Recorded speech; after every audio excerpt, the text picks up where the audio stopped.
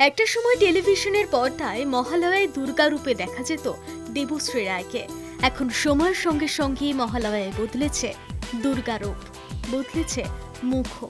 দীর্ঘ কয়েক বছর পর ফের একবার দুর্গা রূপে দেবশ্রী রায়। তবে মহালয়া নয়, এলেন এক বিশেষ কারণে।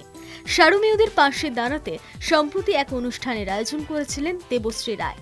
যে অনুষ্ঠান থেকে উঠে আসা অর্থ যাবে শাড়ু মেয়েদের জন্য। এই উদ্যোগ এবং দুর্গা রূপে এত বছর পর মঞ্চে এসে নস্টালজিক দেবশ্রী রায় কি বললেন অভিনেত্রী, আসুন শুনে নিই। আমি বহু বছর পর মঞ্চে উঠলাম এবং এই যে শোটা যে নামাতে পারছি এটাই মানে ঈশ্বরের অনেক কৃপা। অনেক বাধা বিঘ্ন এসছে, সেগুলো সব অতিক্রম করে শো আজকে 5 সেপ্টেম্বর, আজকে শোয়ের দিন।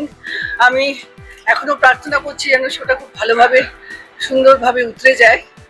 আর আমার খুব শরীর খারাপ হয়েছিল এই নাচের আগে, তাও আমি উঠে দাঁড়িয়ে নাচটা পারফর্ম করলাম এবং প্রত্যেক শিল্পীকে ধন্যবাদ জানাচ্ছি আজকে, যারা মানে কোনো তাদের ফিস নেয়নি, না নিয়ে বিনা মানে একদম ফ্রি এসছে।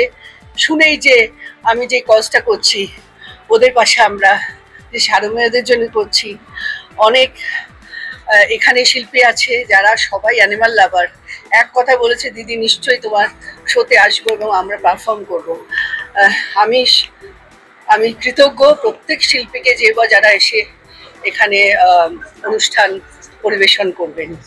এবং ধন্যবাদ জানাচ্ছি যারা আমার বন্ধু বান্ধব অনেকে আছে যারা আমার পাশে এসে দাঁড়িয়েছে, যারা কন্ট্রিবিউট করেছে এই শোয়ের জন্যে এবং এই অবলা প্রাণীর জন্যে।